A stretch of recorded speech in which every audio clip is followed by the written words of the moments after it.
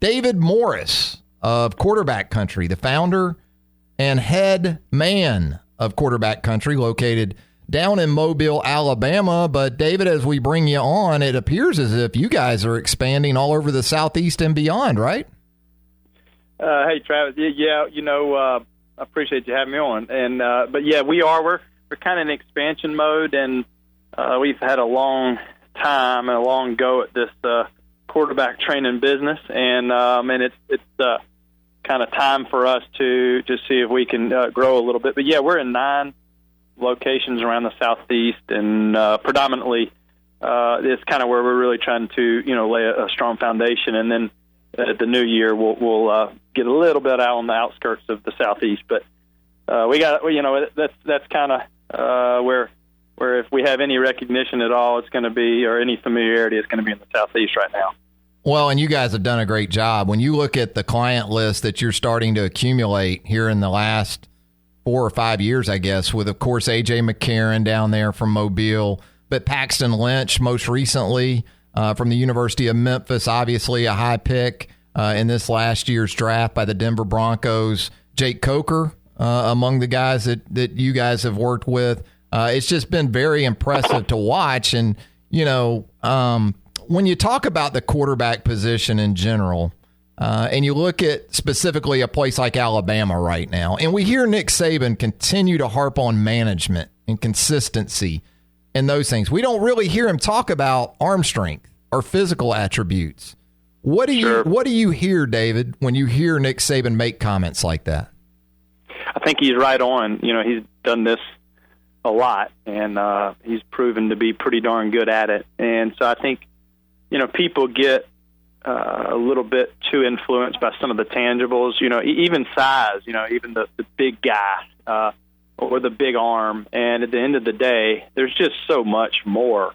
It's, I always say, I always kind of compare it to to a pretty girl walking around campus that's tall and looks the part, but there's more to it than that. Is she intelligent? Is she a good girl? Does she come from a good family? And really kind of a silly comparison. But when you think about a quarterback, all these other things matter more. And does he believe in his leadership ability? Is he a guy that can unite the team and help overcome moments that are tough or challenging, and then also balance the success and not let it be too much for him, or let him be too content. So the intangibles, the ability to manage, like you said, and like Nick always says, it's everything. Can you lead a team, and can you play winning football, and do you know what that means? And really what that means ultimately is do you know your role? And do you are you confident enough to be yourself? We're talking with David Morris of Quarterback Country. David, at some point, though, right, you got to make plays. We can talk about managers, and in a race like this one where there's 3 guys and Cooper Bateman is the veteran of the group, so you sort of just default to him in terms of what you would expect from that standpoint. But you got a couple of young guys that it looks like from a skill set standpoint bring just about everything to the table. What do these 3 guys go into a final scrimmage like Saturday thinking they have to prove in what could be the final real audition before USC?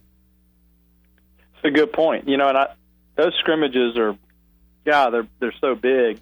I remember, I've been through it. I've played quarterback at Ole Miss, and I remember every scrimmage, especially when you're in the midst of a competition, you feel the importance of them, and it is a what have you done for me lately position, especially when you're trying to find that guy. And you also hear consistency come out of Coach Saban's mouth all the time, and I think that's it. And when you're playing at a program like Alabama, like you said, you got to make plays, but part of the play is designed so you can make a play.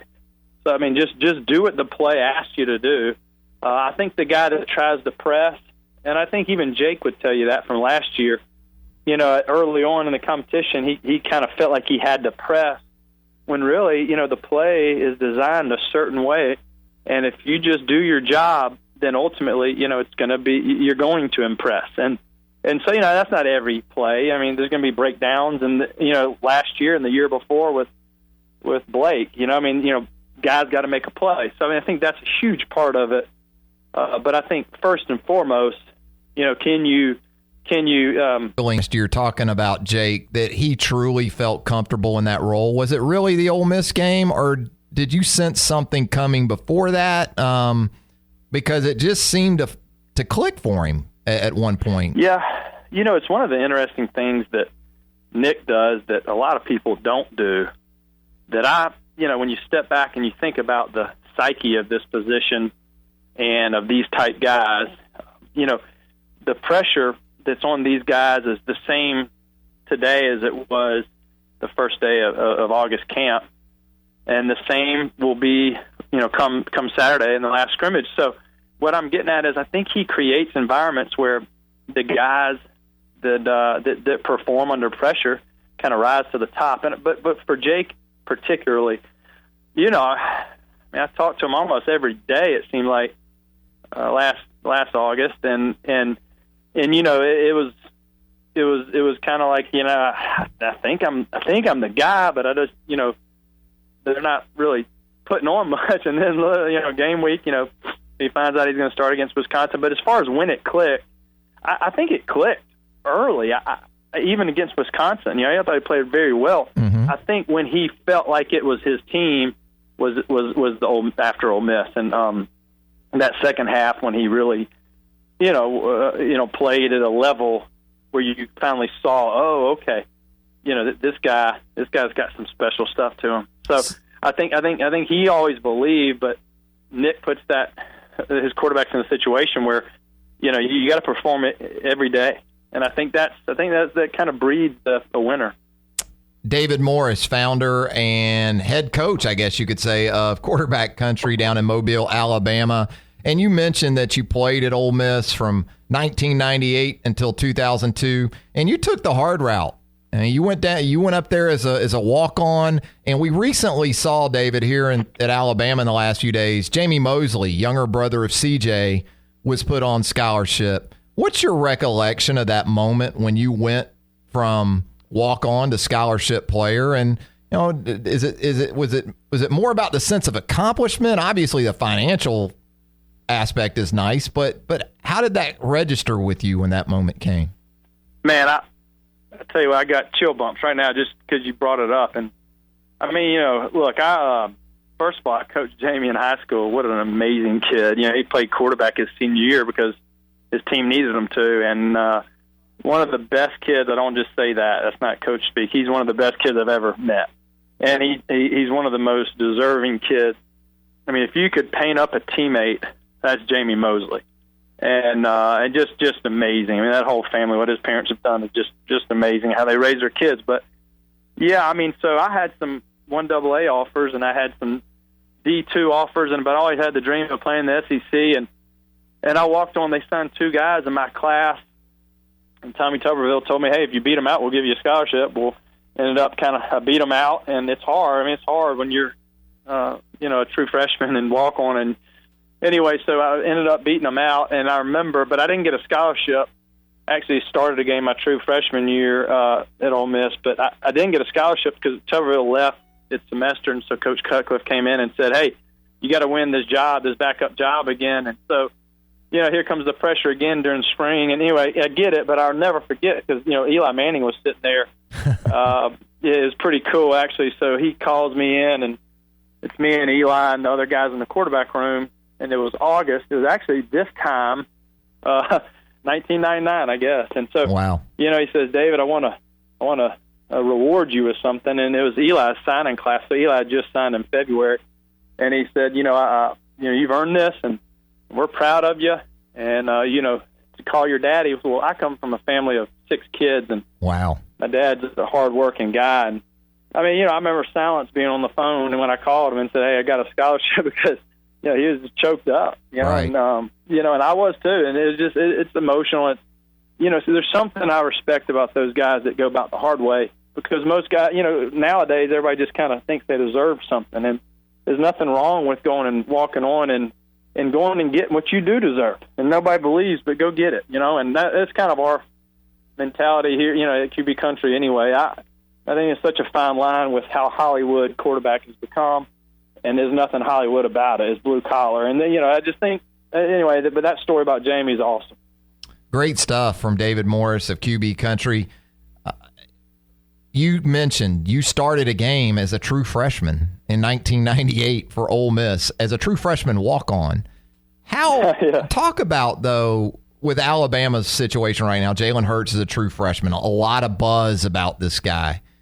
How tough is it, though, for a true freshman? You did it. I mean, in this league, to go out there and not just perhaps start a game later in the season, but early in the season. And do you think there's a big difference in the two if you try to go that route with a true freshman quarterback?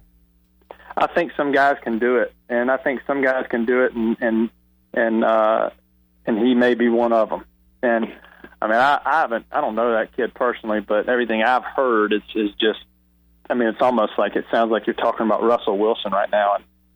And he can, there's guys out there that are just ball players, and they can do it. Now, the curve really is, I think the learning curve is hard. I think it takes a lot, but I mean, for me, it took a break. I was the second stringer and the starter at the time. Romero Miller got hurt, and he was bona fide the starter. I mean, he was the guy, right? But I think to go in and to win it right away, especially at a place like that, I mean, it would be amazing. But I mean, I think there's guys that can handle it, and it's those guys that really believe, and it's typically the guys that have been doing it so long that if they can just embrace the fact that it's just football, do your job.